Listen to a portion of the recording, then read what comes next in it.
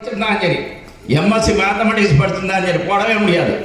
அவர் பள்ளிக்கூடம் போனாரான போகவே இல்லை.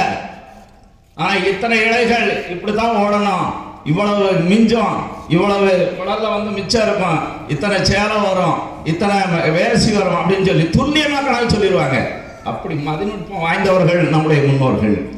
அது மட்டும் இல்லை, அதுவே நம்முடைய குழந்தைகள் நாம் பிரதிபலித்துக் கொண்டிருக்கிறது. இன்றைக்கு பள்ளிகளிலே கல்லூரிகளிலே படிக்கக்கூடியவர்கள் அண்ணாச்சி கூட சொன்னாங்க, அதில் டாப் 10 ஸ்டூடெண்ட்ஸ் எடுத்தோம்னா எந்த பள்ளியாக இருந்தாலும் சரி, கல்லூரியாக இருந்தாலும் சரி, நம்முடைய பகுதியிலே ராஜபாளையமாக இருக்கட்டும், அருப்புக்கோட்டையாக இருக்கட்டும், அல்லது பட்டி சுந்தரபாண்டியமாக இருக்கட்டும், எந்த ஊரில் எடுத்து சீவிலிபுத்தூராக இருக்கட்டும், எந்த ஊரில் எடுத்துக்கொண்டாலும் சரி, நம்முடைய மாணவ மாணவிகள் மொத்தம் 10 பேர் இருக்காங்கன்னா குறைஞ்சபட்சம் 5 பேர் இருப்பாங்க நெசவாளர் குடும்பத்தை சேர்ந்தவங்க.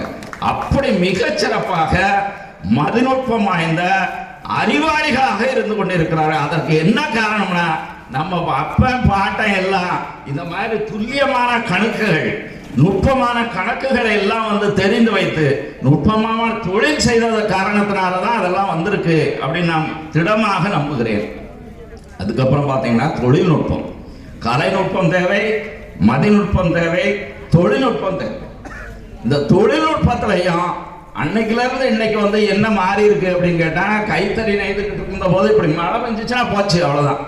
ஒரு 4 நாளைக்கு வேலையை பார்க்க முடியாது.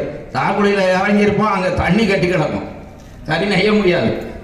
ஆனா இன்னைக்கு என்னவா மாறி இருக்கிறோம், இன்னைக்கு கைத்தறியில இருந்து பெடல் தறிக்கு மாறிட்டோம். பெரும்பகுதி இன்னைக்கு மெம்பர்ஷிப்பே குறைவு. அங்கத்தினர் நம்ம சொசைட்டில கீழத்தெருவில் 1000 சொச்சம் சீட்டா இருந்தது. மெம்பர்கள் 1000க்கு மேற்பட்டு இருந்தார்கள். இன்றைக்கு இருக்கக்கூடிய உறுப்பினர்கள் எண்ணிக்கையே 150, அவ்வளவு குறைவாகிவிட்டது. அதிலும் பெரும்பகுதி பெடல் தறி ஓட்டுகிறார்கள். அப்படி உள்ள சூழ்நிலை உண்டாகி இருக்கிறது.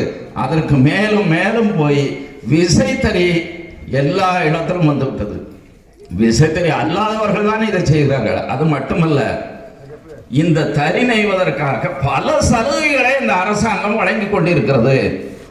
அவர் சொன்ன மாதிரி மின்சாரம் நமக்கு தள்ளுபடி செய்யப்பட்டிருக்கிறது. 200 யூனிட் வரைக்கும் கைத்தறியா இருந்தா, பெடல் தறியா இருந்தா 750 யூனிட் வரைக்கும் ஃப்ரீ கொடுக்குறாங்க, இலவச கரண்ட் கொடுக்குறாங்க.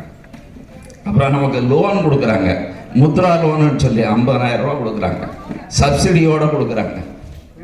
அவரே சொன்னார், எதிரணிக்காரரே நமக்காக சேர்த்து பேசிட்டு இருக்காரு. அப்படி நடந்துகிட்டு இருக்கு. முத்ரா லோன் கொடுக்குறாரு. அதே மாதிரி தறிக்கூடம் கட்டுறதுன்னு சொல்லி 4 லட்சம் ரூபா அநேகம் பேர் வீடு கட்டியிருக்கோம். அதை வச்சு வீடு கட்டியிருக்கோம். இந்த சலுகைகள் கிடைச்சிக்கிட்டு இருக்கு.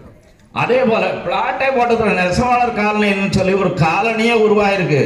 அது யாருக்காக உருவாக்கப்பட்டது? கைத்தறி நெசவாளர்களுக்காக ஒதுக்கப்பட்ட இடம். 3 சென்ட் கொடுத்தாங்க, அங்க இருந்துகிட்டு இருக்காங்க. இப்பயும் குடியிருக்கிறாங்க அங்க நிறைய பேர்.